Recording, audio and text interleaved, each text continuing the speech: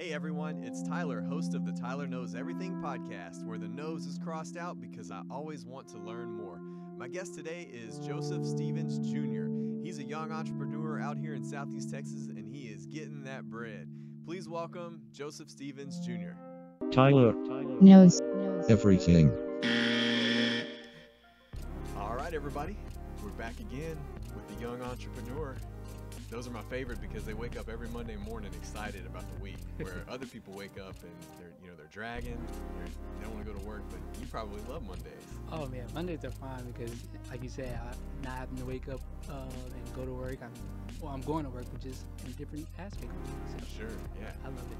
Yeah, you got to wake up every Monday morning and say, let's get this bread. Absolutely, because if you don't, you're not going to have a check coming in Friday. That's for sure. Well, tell us a little bit about how you all got started. So actually, I began the consulting firm accidentally. So I was doing real estate investing at the time.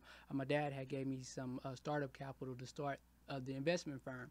So I was doing that, and I had some success and some failure with it.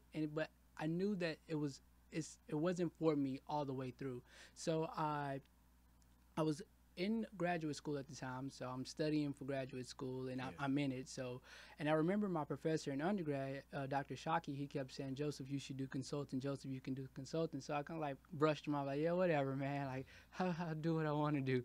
So once the real estate industry for me just kind of like dried me out, I like rethought about his idea of doing consulting. So I was already in graduate school. So once I was using that information, so I just thought about like, what if I really did go towards consulting? So at the top of 2019, I just kind of put it out there like, hey, does anybody have a business that maybe needs some help with their business? And it was well received. Oh, so sure.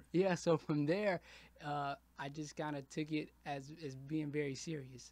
So that's what led me to Sumptuous Consulting. Yeah, and so did you do your undergrad at Lamar? No, I went to Wally College, which is a historical black college in Marshall, Texas. Oh, wow. I did 4 years over there, and then I came home after that. Well, I had an internship in China, and then I came home after that. Man, we'll have to talk about that for sure. Absolutely. But Marshall, I guess, is the same town with East Texas Baptist University? Correct. Right. That's so correct. Kind of a smaller East Texas town. Yeah. It's back up where I'm from Okay. Elkhart, Palestine. Heard of where Palestine. A lot of people remember Adrian Peterson, the football player, Right. from going to Palestine. I think he was originally from Silsbee, and then he moved to wow. Palestine kind of later in his high school career. I did not know that. Yeah. Yeah, my family is from Silsbee. Some of my Okay. family members. So Wow. I think his parents split up, and then he went to live in Palestine, and so that's where people remember him from. Right. Yeah.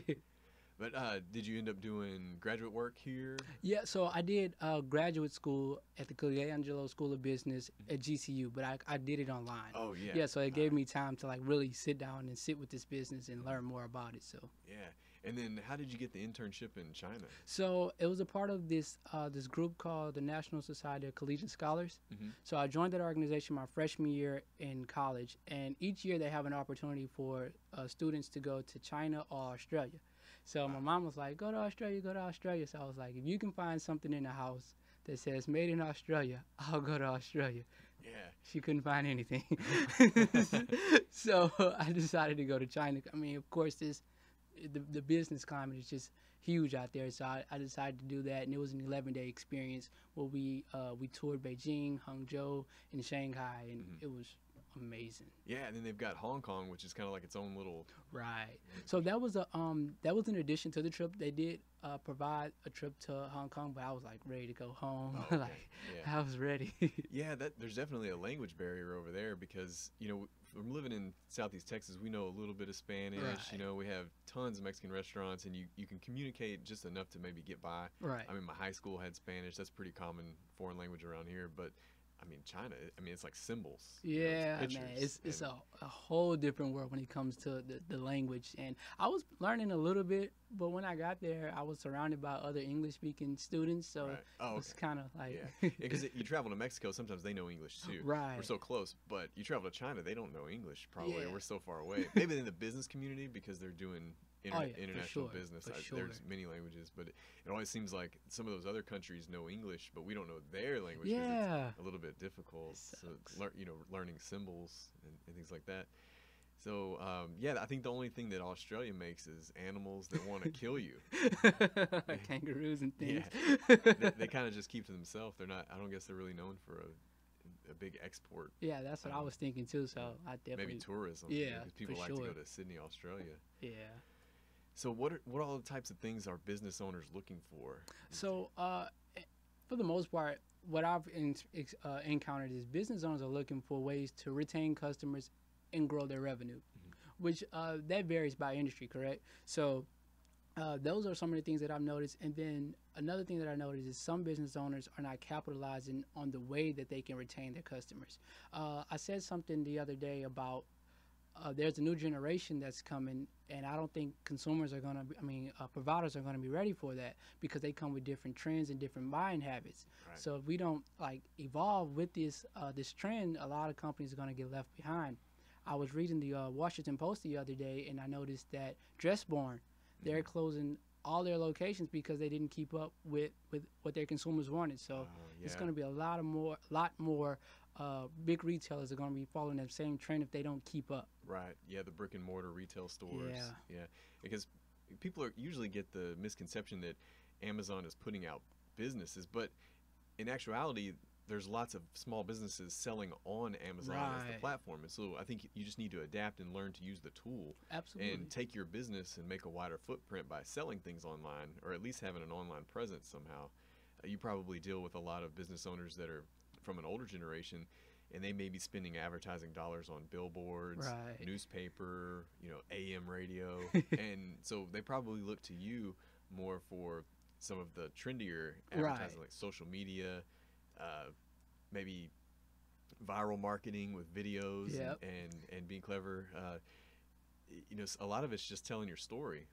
People want to know what goes on in a daily life of your business, and pushing out free content. And they may say, well, why are we giving away information for free? And it builds a lot of credibility. If say you're an auto repair shop, if you could tell customers how to not do business with you, say, hey, this is a small fix, I'm going to show you on this 60-second video how to fix this small problem, and you don't have to bring your car to me. They would say, well, that's an honest mechanic. Next time I do need to bring my car to a situation that I can't fix, I'm going to take it to these guys. Absolutely. Man, I couldn't have said it better myself. Absolutely. And that was an example that I got from Gary Vaynerchuk, which in a sense he does what you do, but he started a lot older, and he was kind of in the same situation where his dad owned a wine company, and he started taking it to the internet in the 90s. And so he was kind of one of the pioneers. I mean, I remember back in the 90s, I was on the internet with dial-up, and he was able to grow his dad's wine business from like a 2-location brick and mortar to wine library online. And then now he of course has VaynerMedia that I'm sure you follow Gary Vee. All of us young entrepreneurs and follow then Gary the Vee. cool thing about Gary is he went online during the .com boom, so he did. He works even better. The early 2000s were really good for him. Mark Cuban, Richard Branson from Virgin Records, and a lot of those guys kind of are the ones that we're looking at now. Grant Cardone, too. He took it a step further and built a school for entrepreneurs and salesmen. And it's a really cool program. I've gone through it, the online version. He does some in-person seminars and things like that, and he's a little more flashy, but he's always very quick to remind people that he didn't buy all this silly stuff, like the private jet, the watch, the cars, until after. I mean, he's almost 50, or I think he's over 50. And he said, I didn't spend my 20s, my 30s, my 40s doing this. I spent my 20s and my 30s and my 40s hustling and grinding every day and working hard.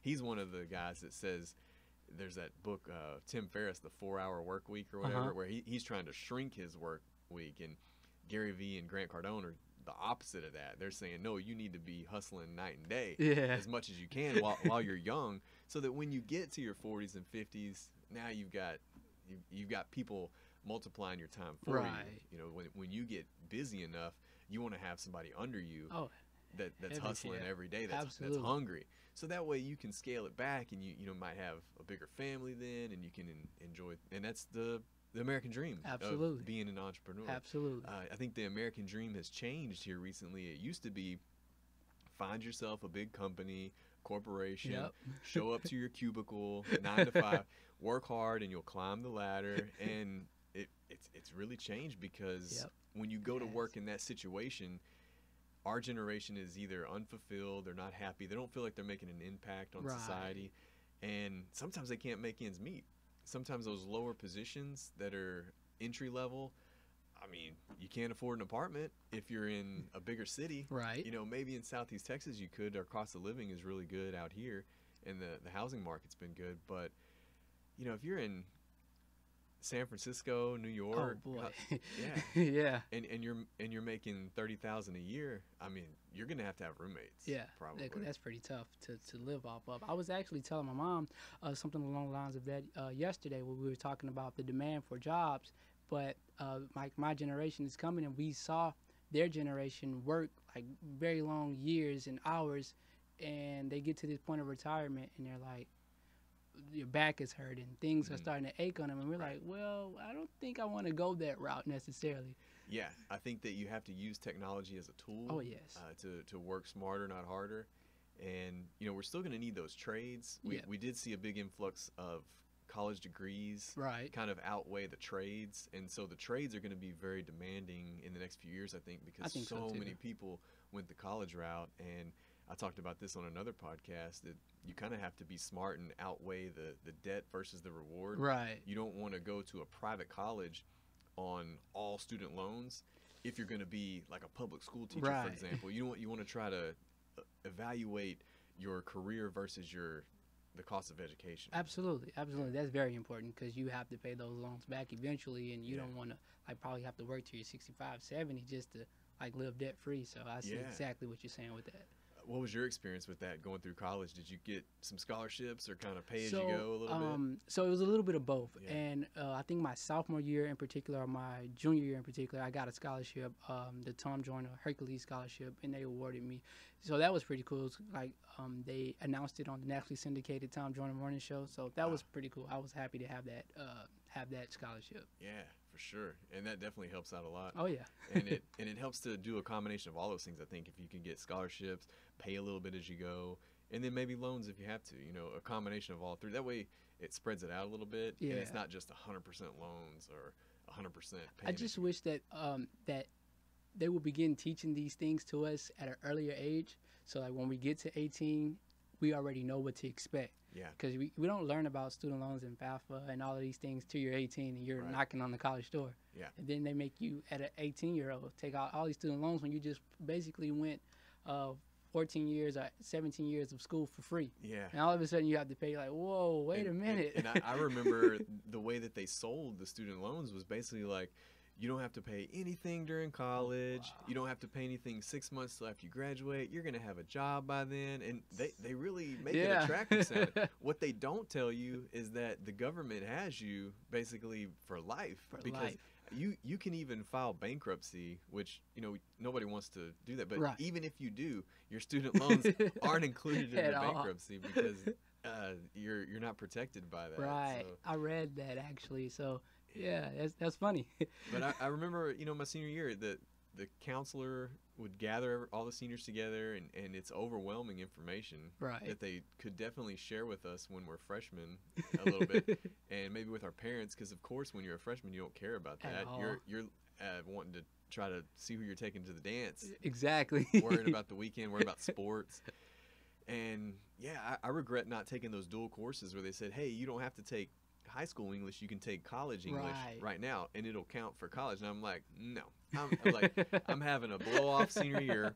Senior year is going to be easy. I'll worry about college when I get to college. Yeah. Well, of course I should have done that. It was at the community college, so I'm sure it would have been easier. It would have transferred Yep. instead of, because as soon as I got to the university, had to take English, you know, had to take algebra. Right back to it. All of those basics. And changing your major is something that can be detrimental Oh to your. yes, I've had a lot of colleagues that did that, and one in particular, he was going, I think, the educational route, and then something transpired within his personal life, I believe, and he had to stay like 2 extra years after graduating. So Yeah. that wasn't cool. Especially when it's a completely different college of, you know, they have in universities, they have, you know, college of business, college Right. of education. If you go from, say, science to business. It's almost like nothing. Two different worlds. Yeah, because it's mainly just your basics that transfer. You know, everybody takes the same history and you know, English and what have you, but a lot of those core classes that count towards your major that you have to get signed off on, they're just not going to transfer. So you really, and when you're 18, you don't know what you want to do, but you really have to say, what could I stick with? You know, I'm paying this amount of money. Because I've found personally that when I'm paying for it, my grades were a lot better, and I wasn't going to drop a class just because it was hard or put something off till next semester. That was one of my motives going into school. Was I knew that my parents were like paying for it, so that was like my go-to. Like, hey man, mom and dad's paying for this. I got to get out of bed. Yeah. So that was my click. So yeah, I did 8 a.m. classes my first year because I was already used to it. You know, from high school, you got to go to high school at 8 a.m. So I did it again. And then as time went on, I kind of scheduled them a little bit later and later. And so when you were in the real estate game, were you on the like a realtor side or investing? On the investing side, I did a whole bunch of research. Thought it was, and I'm actually going to get back into it for sure because I definitely want to have that part of my portfolio. But it just at the time it wasn't feasible for a 20-something-year-old straight out of college. Sure. You know, you have these loans. Banks are not going to give you a loan on top of already what you have. Yeah. So I just had to factor that in, and it took some learning. And that's the best part about making mistakes is that you learn from them. So I learned, a whole bunch of stuff about the real estate industry that's going to come in handy when the timing is right. Yeah, because I guess with real estate investing, then you've got to have some capital. Right. The bank wants to see collateral, and 20-year-olds just, you know, they're not going to have well, that. see, I did have, I feel like I had a substantial amount of capital. I just didn't go about it the right way. Yeah. Yeah, looking back at it, I like, okay, I wish I could still have this capital now for this consulting firm that I'm doing because we can definitely use it for certain pick-me-ups or whatever. And so were you wanting to do a combination of rentals and flips or a little bit of... So I was looking at owner financing. Yeah. So for sure, I thought that was a better route. But, you know, some of those terms and conditions are just not feasible for both parties. It's like one party wants to run everything, and I'm like, nah. Yeah. So the interesting thing about that is it can be cool because you may get someone who stays there 2 or 3 years. True. But then they don't end up staying there long term. Right. And so they basically, quote unquote, rented because they're not going to own anything after that time period. So it's kind of like you're the landlord, but you know they may stay with you a longer period of time because they feel a little bit more invested in it. Right. And that's never a guarantee. So you just it's a flip of a coin. And then another cool thing you could do with property. I could have bought like some empty lots and stuff, but we with that there's nothing on it, so it's kind of harder to sell in the future. But in the cool thing, on the other side of things, that it does count towards your net worth, so that's a plus. Yeah, I could see where that would be good. And are your parents in that industry? No, they're not. They're not. No. They're just like, hey, we believe in you. Go for it. And that's with everything that I've done so far in my adult life. They're pushing me 100%. I cannot thank them enough for that. And are they in the Silsbee area? No. We're from Port Arthur. Oh, okay. My dad's from Beaumont. My mom's from Port Arthur, and we moved out there when I was like 4 years old. Oh, okay. So, nice. So have you heard about some of the downtown revitalization in Port Arthur? Yes. And I told people, like, before Harvey, I was telling people, hey, you guys might want to buy some property. Like, so now I believe that just with Motiva and all the renovations that's taking place, that those properties are going to increase in value.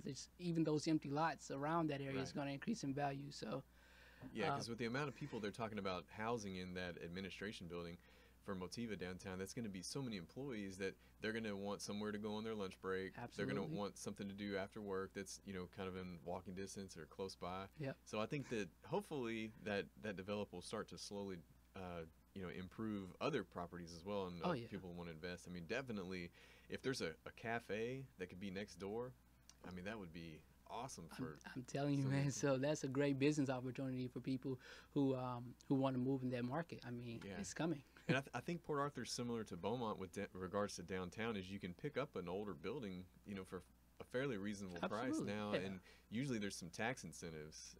Some of my friends at did you go to AmeriCommerce with the YPO?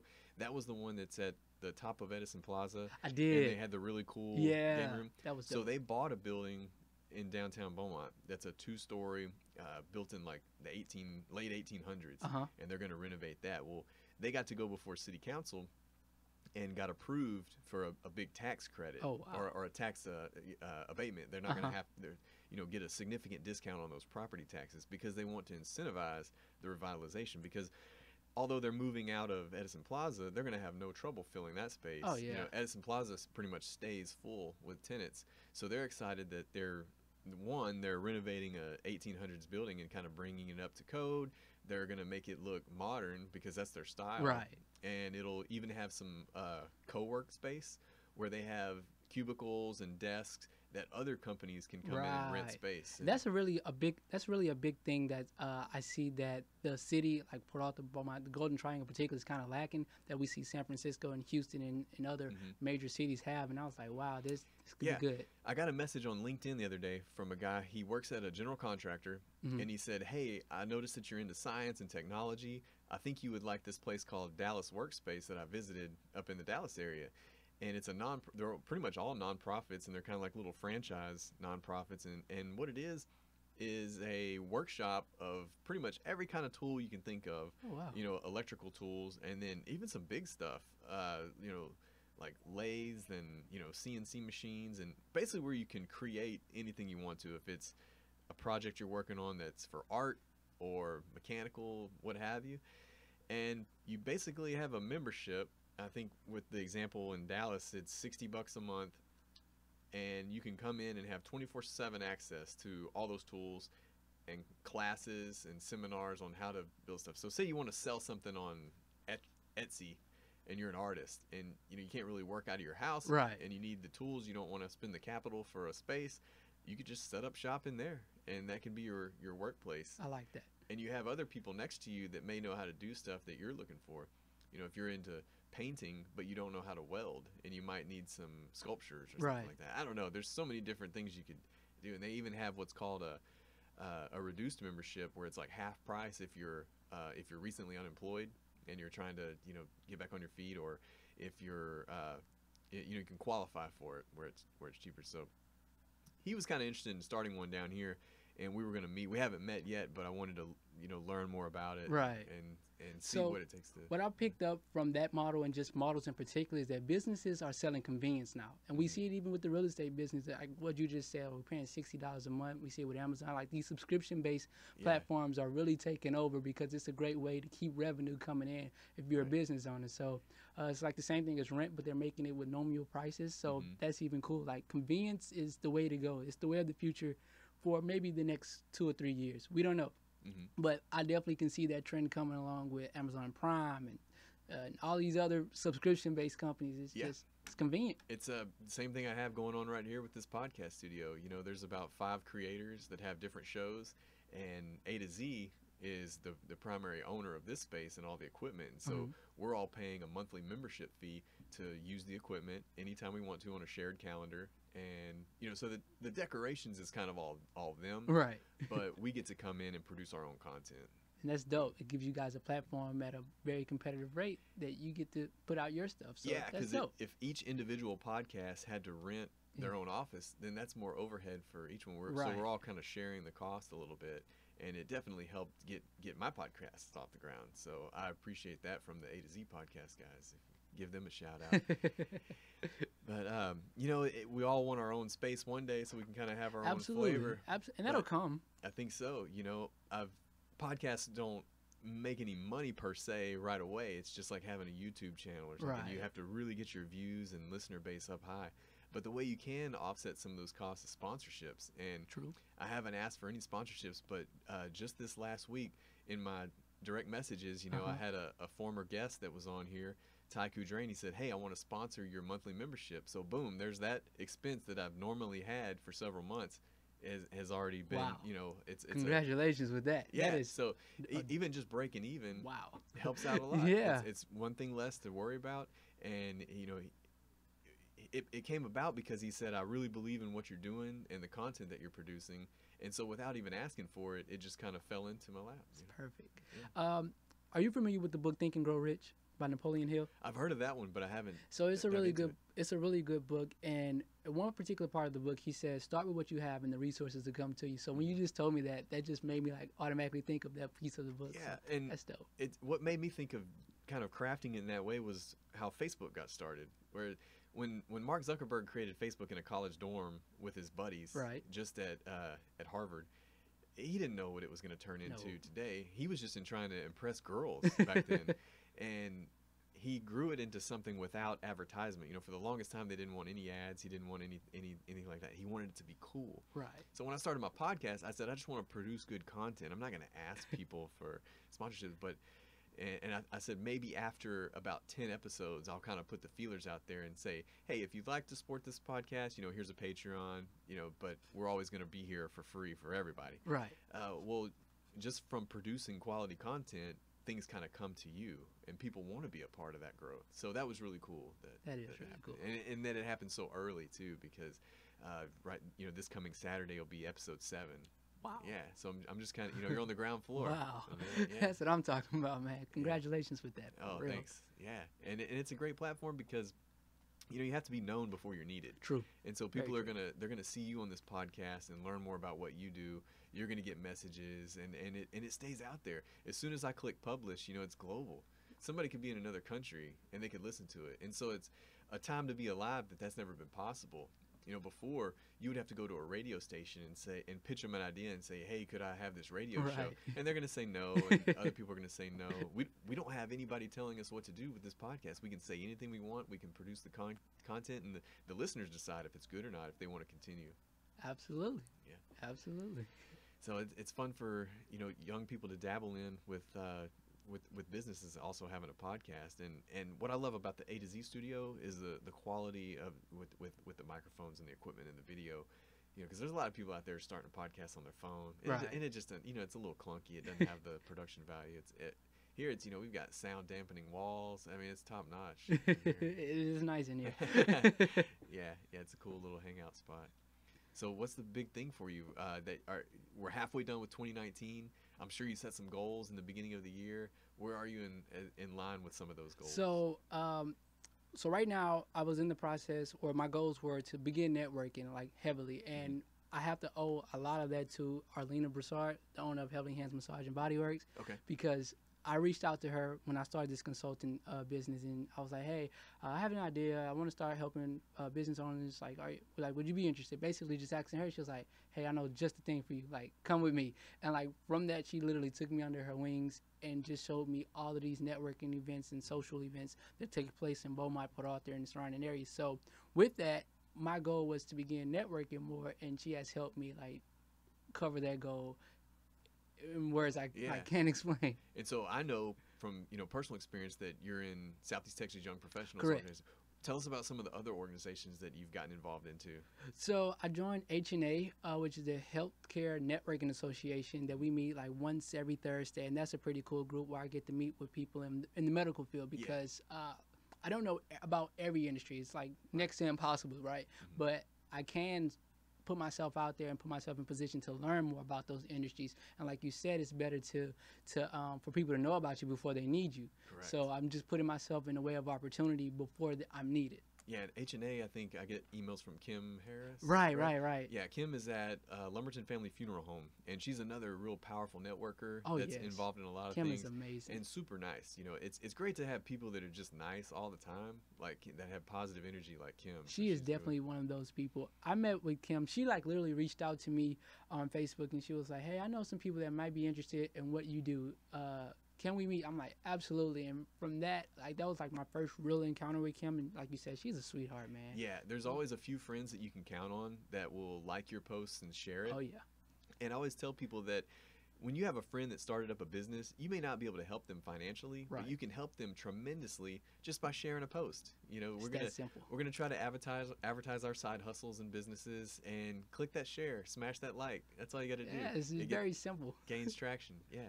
So any of the chambers that you're involved in with, So YPO is a division of the Right. chamber, but that's of course for the 21 to 40-year-old age group. So what about the Chamber of Commerce? So I've been to both meetings with Chamber of Beaumont, Chamber of Port Arthur, and I haven't joined yet. I'm just looking to see if there's a market for that, because I do know that there's a lot of older generation, and a lot of older generation people are kind of stuck in their primitive ways. Right. And I'm not saying there's nothing wrong with that, but a lot of them are stuck in it. So when you come with this idea of a consulting company, first question they ask is, what is consulting? Right. So I have to go on the tangent about what it is and how it benefits people. So.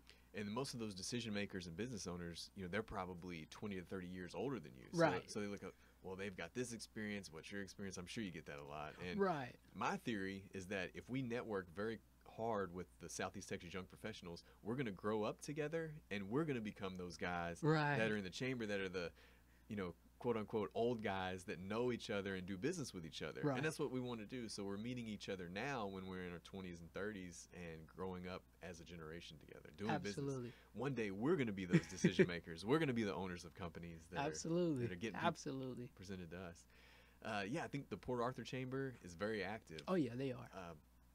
A lot of their events you can go to before you join, Right. that are open to, same thing with the Beaumont Chamber of Commerce, especially that one that's every Friday at the Elegante. It's Oh, yeah, the yeah, yeah. morning business connection, Right. open to non-members, and it's a great group of people. You can always find somebody who knows your target audience. Like, Right. if you're trying to get in touch with engineers, general contractors, certain a certain person in a school, you can even name a name, and somebody in that room or multiple people in that room be like, well, hey, that's my neighbor, that's my workout buddy, Right. that's this. And that's the power of networking, is just getting in front of as many people as possible from all Absolutely. industries. You can never discount how those connections spiderweb into other things that you say, well, this person's probably not going to be a good referral partner for me. You'd be surprised who they know that babysit their kids 10 years ago. And You're right. You absolutely right. You just never know who you're going to encounter at these networking events, even though sometimes it may be the same group of people sometimes, but you never know, like you said, who they know outside of the networking event. So it's Yeah. always good to go show your face there and just make a contact. yeah, that's right. And you kind of keep a running Rolodex in your head of people's industries, and you know who to call for this. I got a guy for that, got a girl for that. And so 2019 is kind of the year of the side hustles. Do you have any other side hustles in addition? I know you probably spent the majority of your time building your brand, Absolutely. so you may not have time for them right now. So I really I'm just boots to the ground with consulting, and it's Yeah. really occupying a lot of my time, and it accounts for a lot of my revenue. So, Yeah. but outside of that, of course, I'm in the stock market, and I dabble in the index and ETFs and all that cool thing, bonds, security bonds. So yeah, I'm definitely making sure I'm setting myself up for the future and Yeah. years to come. Are you steering clear of Bitcoin, or are you steering? Yeah, I'm not really sold on the Bitcoin and the coin industry just yet because of the validity Yeah. validity with it, and you have to know your risk tolerance, and Right. if you don't have that money to lose, Yeah. even though you have it, like you don't want to lose it, but that's okay. Yeah, it's highly unpredictable. Right. And pretty much the way you would make money is to follow the cycles, which have no rhyme or reason whatsoever. Oh no. So I read in an investment book, the author said, when everybody sees fear, you see greed. Mhm. And when everybody sees greed, you see fear. So I've been kind of sticking with that logic when the coin went off and everybody saw Yeah. greed, I was like, yeah, I'm cool. Right. Yeah. I mean, it came back down. Yeah. Some of the people bought it on that rise, and then they were stuck with it, on the fall. So Yeah. we'll see. The whole concept surrounding cryptocurrency is interesting. I'm going to try to have some experts on it one day in the show, just because it's a cool concept. Like, nobody knows who created it. That is cool. It's got a limited market cap of how many you can have, and the way it's anonymous transactions, but it's also safe. It's just so weird, Yeah. and it's kind of the big middle finger to the banks, and so that just makes it cool. It's internet currency. Yeah, but and I like that. It gets a bad rap from like the dark web, and Yeah. being used for paying for things that don't want to be traced. But it's exciting. I mean, There's several documentaries about it. Yeah. And You experts out there. And don't really know what to believe though. there's legitimate millionaires that caught it at the right time or caught it in the beginning. But There's nothing wrong with that. just like with anything else, who could have seen that coming? Right. Nobody thought that Microsoft would be where they are back when.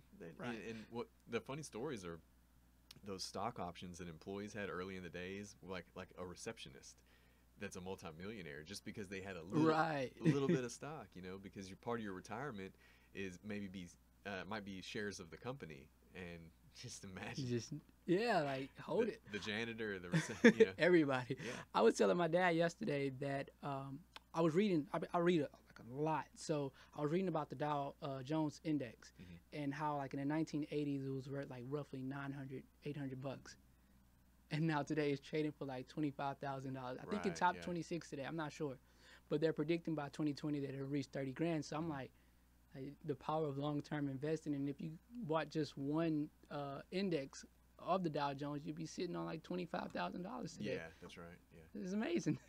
Yeah, it's almost it's enticing to take what you would typically spend for an entire college education when you're 18 and throw it all into a mutual fund and then just wait 4 years. Maybe just work. It can, but not a lot of people have that in the bank. Right. Quote, what they would normally spend for college, they're paying it out. They don't have it all in one lump sum. Right. But if you did, you could put that in, like say you have a child on their first birthday, you put that in there.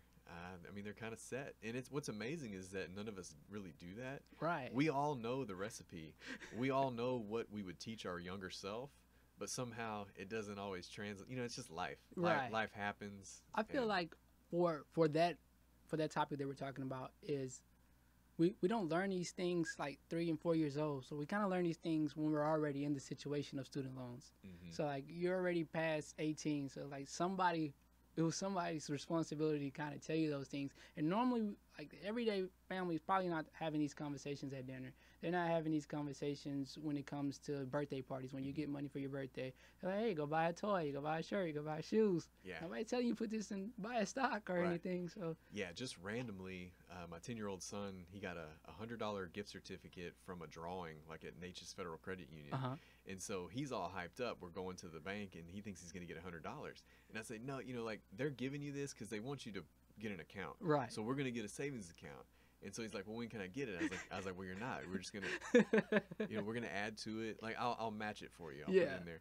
And later on one day, you can buy something cool. Like maybe, it's a small account. So maybe just a car when you got 6 more years you'll be driving. That's closer than as long as you've been alive. It's coming up quick. So, but yeah, that's like the last. He's completely disinterested about leaving money in the bank. So yeah, they just don't have that mentality. And living beyond your means is a big thing for young people too, because they've got people that they feel like they have to impress. Right. Most of those people that they want to impress don't care at all. They, stop trying to impress people that don't like you, that don't care about you, that aren't going to be there for you in the future. But we still do it. Yeah, and the sad thing is, the person that you're probably trying to impress, they probably don't even own the things that they're wearing or the car that they're driving. So you're going out getting in debt, and they're getting in temporary debt because they can, trade these things back in and get their cash back for it. I was just vacationing in Miami, and there was tons of dudes renting these Lamborghinis for the day just so they could drive around. Wow. And they're missing out. They're driving around all day long because they're getting their 24-hour use out of that. But there's a huge sticker on the side of the windshield. It's like where the rental number wow. to call this to rent. Like, who are you fooling? Come on, guys. Wow. So, wow, that's funny. Yeah. That is funny. But Miami's that's a different world. Oh, There was nonstop Instagram photo shoots of people just totally obsessed with themselves and what's in the background over and over. I've never seen so many selfies in my life. And a lot of those people that they're living beyond their means because they can't be paying cash for all that stuff. Oh, no way. Yeah. And I hope it would be my hope that they're not buying on the margin, because that's very scary. One of my friends says never finance your toys. Oh, no. Meaning, if you want the boat, if you want the 4-wheeler, if you want the side-by-side or the RV, then that's probably something that you need to save up and pay cash for.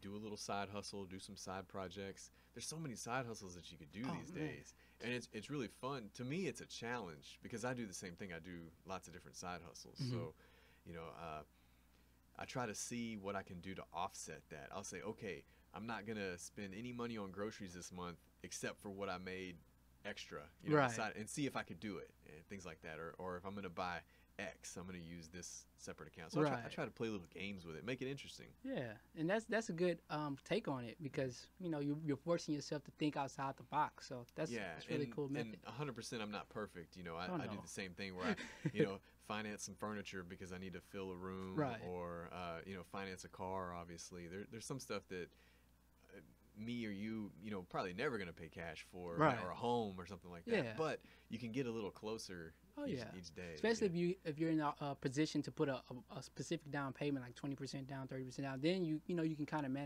minimize the risk or the payback. Right. It can be more affordable. I've done this thing here lately where if I get a new vehicle, I'm not trading in the old one. So I have like this collection of like my truck is old. I mean, I have a truck and a car. Okay. So because you gotta, if you don't have a truck, you have to borrow a truck. Right. There's always something that you need a truck for. And since I already had one that was paid off, I mean, it's a 2003. It's got 250,000 miles, but it stays parked until I need it. Right.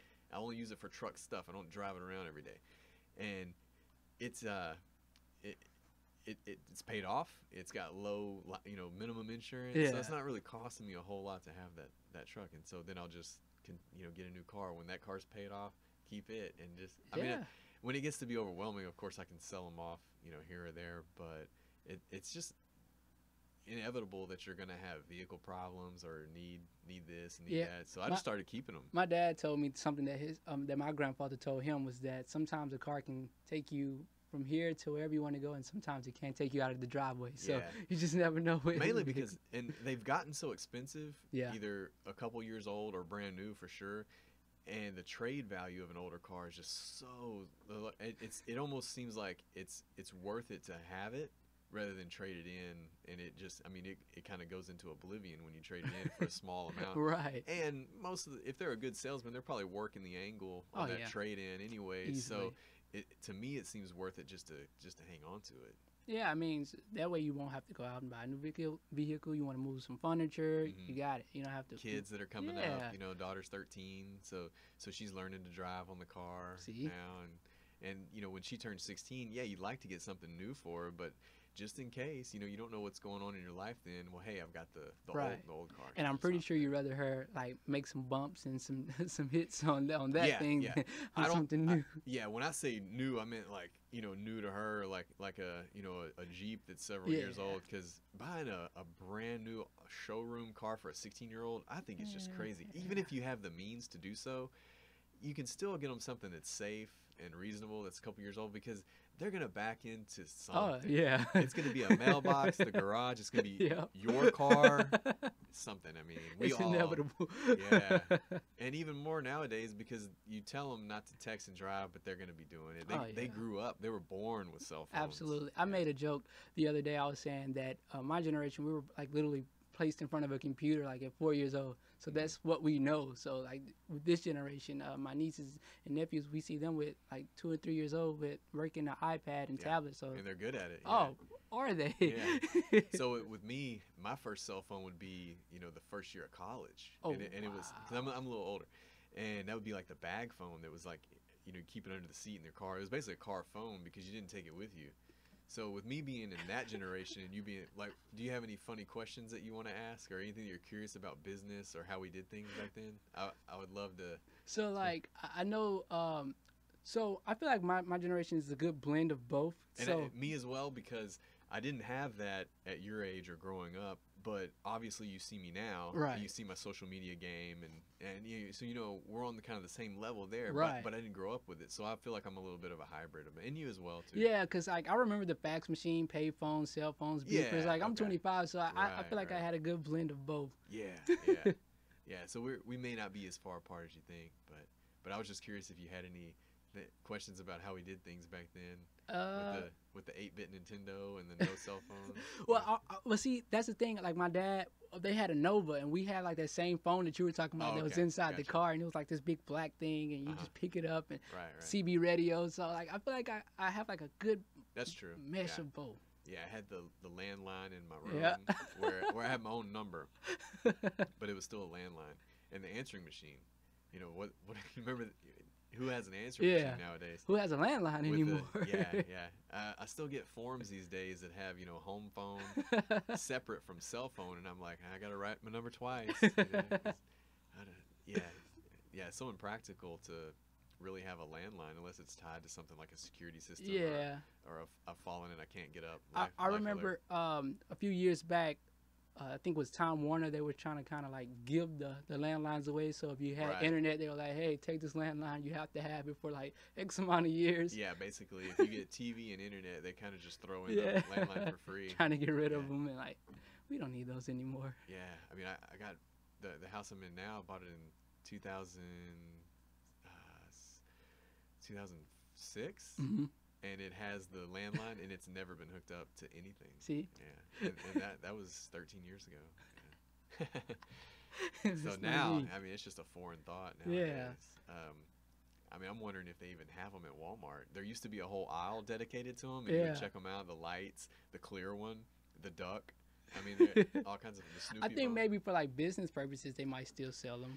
Maybe. Yeah, and that's not really in the store. That's more of like outside sales, you know, like Vonage or Avaya, phones that can transfer, and you know, you have a switchboard and things like that for your receptionist. Yeah, that would be where the landlines are still. But most companies, you know, they have a company cell phone plan for their, if they have a sales staff or a service call team. Just much easier. Got anything going on the rest of the year? Any big events coming up? So we don't have any big events right now, but we're just like basically expanding the business out to more entrepreneurs, more people, because we know there's a huge need for consulting. There's a huge demand for it because there are people starting their businesses every day, and there's people who have been in the business industry for years that are still trying to catch on to what's going on, because the market is ever changing. Industries are forever changing. So we fill that void for them. What I do want to clear up is the misconception that you're like what consulting is, because you have attorneys that are consultants, you have the tax preparers, they are consultants, but and then we have business consulting, and basically they're business consultants. We're consulting you on your business. We're not here to like run the show or anything. We're literally there to help boost what you have going on and kind of shift you in the right direction. I don't like when people think that like you don't need advice, because everybody needs advice. Everybody, like we was naming Grant Cardone. If you ask him who is his mentor, mentors give advice. Mentors are consultants in the sense they may not get paid for it, but they're paying it forward by helping someone else kind of get their life together and get their career going. So that's what I like. Like every time I get an opportunity to talk about consulting, I just love to point that out, that there's a need for it, and there's a reason why that person is a consultant. They took the time to study your industry. They took the time to learn the nuances, the ins and outs that's going to help you. Because basically, consulting is taking you from point A to point B. That's it. If you take your client from point A to point B, you've done your job. That's it. We're not here to get anything from you, but we're here to help take you from point A to point B. That's the beauty of consulting, because it's a self-fulfillment. Because you have to love people and you have to love helping others with consulting, and that's definitely what I like to do. Yeah, there's some business owners that don't even know about Google reviews, and sometimes they'll have some reviews that they haven't seen before, and sometimes they might be negative, because usually if someone goes out of their way to write a review, usually it's somebody that's mad instead of somebody that was satisfied. Usually you don't hear from the satisfied people because they're just content. And so with a company that has a lot of reviews, sometimes you kind of have to encourage them, say, hey, would you mind going online and giving me a review? And someone like you can kind of craft a campaign around that, to have a follow-up letter or a follow-up email after a sale to generate some of those positive reviews. But I'm sure you could sit down with some business owners and really surprise them and say, hey, have you looked at your reviews lately? Oh, man, yeah. I remember I met with a business owner, and I had told them that, you guys have some comments on Google, and they're like, oh yeah, like how do we how do we get access to Right. the Google My Business? I'm like, oh, perfect. This is how you do it. Yeah. You go in there, you claim your business, then you log in and you can respond to these people because Sure. people who have never been to your establishment, they're going to see that and say, oh, they're very interactive on social media. I mean, Right. we have to go to where the demand is. We have to go to where the viewers are. Yeah. They're not on TV anymore. Like, I haven't watched TV in probably all this week. Right. Like, we're not watching TV. We're on social media. So you have to kind of go to where the audience is Yeah. if you want to be here for a long time. And we're going to businesses' social media more than their website. Right. Usually it's only their website if we need to log in as a customer, but just to see what products they have, usually it's in the news feed of something that's on their Right. social media page. And then in addition to the Google reviews, then you've got Yelp that you Yeah. have to deal with. You've got Facebook reviews, and they're very transparent in the fact that, you can't just go, a business owner can't just go and delete it. Right. You kind of have to go through a process of reaching out to that person or responding or posting a response and proving that it was a And legitimate thing. Believe it or not, reviews can make or break you because me as a consumer myself, when I'm dealing with a business that I'm unfamiliar with, I go and look straight for the reviews. Is this business legit? Because that's going to tell me, Yeah. is this company for real? Do Right. they deliver the goods or the products that they say they do? So reviews really can make or break a company. And Yeah, it can, especially for me. When I look at a service company or something that I'm about to, pay to have done for me, whether Mhm. it's at my house or for a car, I look on the Better Business Bureau website to see what their Absolutely. ratings are, because you can have a good rating on Better Business Bureau even if you've had some issues because you responded to those issues and corrected them. right. But if you just ignore those issues and you don't really care, then yeah, you're going to have an F or a D. Yeah. And you'll be able to see specifically what happened, maybe something minor, and then it'll say, the business owner never responded. And you're thinking, man, they could have, because the BBB will contact you and say, Yeah. hey, would you like to resolve this issue? And so I think the BBB sometimes may go overlooked with the younger generation, but the older generation definitely looks yeah, at they're Better going Business towards- Bureau. Yeah. And just to piggyback off of that, it's very important because, excuse me, sometimes when you get on there, you're not paying attention to what it is that they're saying, and that can really make or break you because it's actually harder to get new customers than it is to keep the existing ones that you have. And if you kind of dissatisfy your primary source of revenue, you might be out of business pretty soon. So. Yeah, for sure. So have you ever won the 40 under 40 nomination? No, I haven't. This is actually my first year in YPO, so Okay. this would be my first time, I guess, being eligible. Because isn't it like just closed off to YPO members? Oh, I'm not sure. Yeah, so for the nomination, which would be any business leader in the community that is recognized for academic achievements, career achievements, and volunteering in the community and being many different things, you can nominate anyone for that position. Okay. And if you're selected among those 40 under 40, ages 21 to 39, then you'll get to be involved in a media campaign to let people know about you and your company in several different publications in the Beaumont Enterprise, and then you'll have the awards reception at the Jefferson Theater. Okay. And it's a lot of great exposure for you and your company, and you don't have to be a member to be nominated. If you win, then you will receive a free year membership in Oh, wow. Southeast Texas Young Professionals. Again, and something you can do cool things like you can take that 40 under 40, 2019 logo, and you can put it in your email signature or put it on a proposal to kind of differentiate yourself from Right. a competitor. That was something I did. I dropped it down in my email signature there. So, if you're watching and you know Joseph, if you ever dealt with him, I would encourage you to go to the Southeast Texas Young Professionals website. Give him a nomination. It's coming up. They're open until August 13th. Okay. Yeah. Yeah. So Go if you, nominate. yeah. So if you have some clients that you've helped, you may want to say, hey, it helps to have multiple recommendations. Right. You can say, hey, would you mind nominating me for 40 under 40, or some of the people that maybe your mentor that you talked about and getting into the consulting and Oh yeah. yeah. Absolutely, because I feel like just listening to the things that you named, I'm not a conceited person, but I feel like I meet those criteria for for sure. sure. Academically, getting involved in the community, I'm definitely doing those things. Yeah, and being a young business owner is always impressive. When you're in your 20s, most businesses sometimes don't survive the first year, and Yeah. so sticking it out, you're you're holding it down. You're doing good things in the community, and you have good recommendations from influential people. So that's great. One thing I do want to talk about with my consulting firm is that we're doing an initiative where we're in a race to recycle 1,000 pounds of plastic bottles for the year 2019. So right now we've already reached 600 pounds. Wow. Yeah, so we're 400 pounds away. So I just want to encourage everybody out there to send those photos in of us using the hashtag Sumptuous Recycle, Okay. so we can post you. Every Friday we post all the submissions that we have for the photos, and we include it on our website, which is www.sumptuousconsulting.com. Okay. You can go on there and see all our community involvement from what we did since our inception.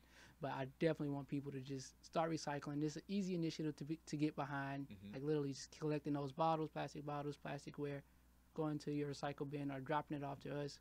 Contact us and we'll recycle it for you. Yeah, and that's huge because a lot of young people these days want to feel like they're making a difference Right. when it comes to the world or the environment, and that's one way to really generate excitement in your company is by making a difference.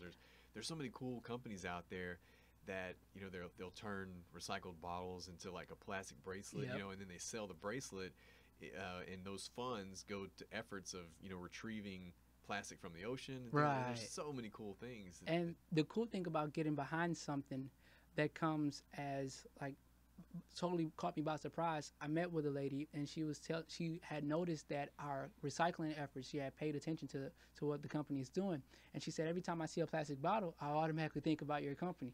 So like that kind of warmed me, like warmed my heart, like, wow, we're making something that's way bigger than what I thought it would become. I just was like, hey, I want to recycle bottles because they're just going to the trash and they're made out of crude oil and they're releasing toxics when they're left discarded. So I just was like overwhelmed when she told me that.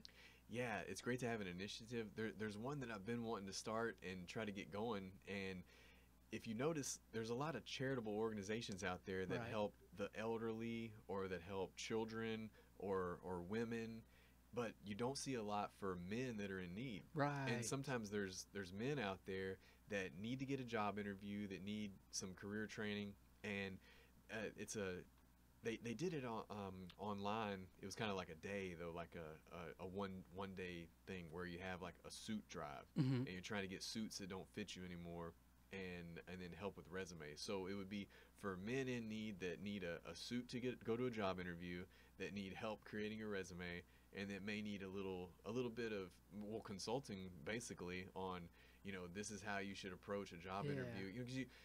'Cause we may take it for granted that we know what to do because we're college educated and we've been in the professional community, that you don't want to just show up to a place and say, hey, y'all hiring? Right. You want to try to set up a meeting, wear something nicer than what you would wear to work. You may say, Right. well, these guys wear jeans and t-shirt. Well, then you should wear maybe a collar shirt for your interview. Right. Dress for the job that you want, not for the job that you currently have. That is something that I would totally get behind Yeah. because you said it, but I think it, like I always see shelters for men and women, for children and women, and you see all these other various organizations for children, and I thought the same thing, like, what about us? Right, We're yeah. human too underneath For it sure, all. yeah.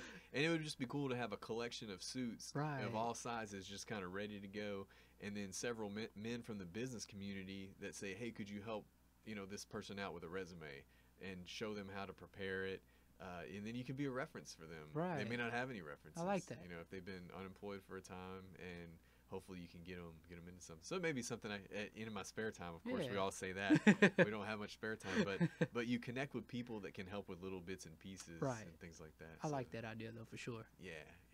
Maybe something I try to do around a theme holiday, like maybe next Father's Day or something like that. Yeah, that's Yeah. a dope. That's Maybe. dope. Yeah. If you remember that movie Pursuit of Happiness, I do. that's like his life. Right. He spent the night in a subway bathroom or like a train station bathroom, Yeah. in the same suit and the same pants, and trying to do a like an unpaid stockbroker internship, Right.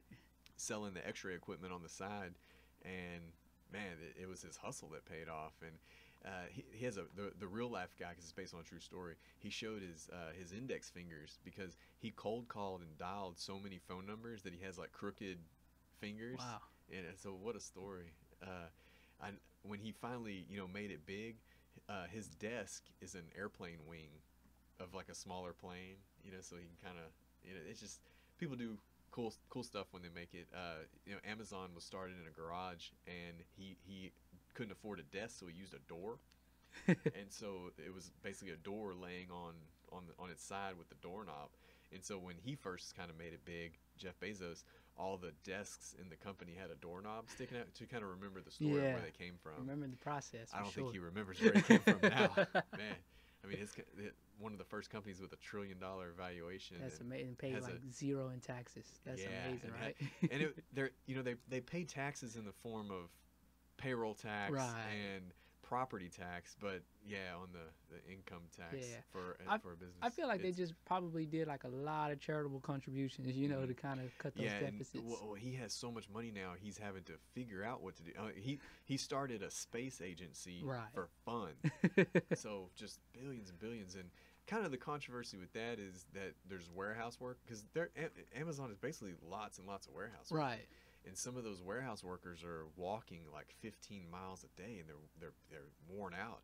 And so, should you start a space agency, or should you maybe help out some of Right. those workers with either more wages or hire more so that they can kind of? Well, I did read an article recently that Amazon was beginning to pay some of their workers to start their own business. Oh, So I okay. thought that was pretty dope. Yeah, and they do have the higher minimum wage, Right. and in that regard. And I'm sure they have lots of positions in the mid-level management and things like that. I just, kind of feel for those warehouse workers because Right. we may take it for granted. What is if I order a funny cat T-shirt and I want it next day?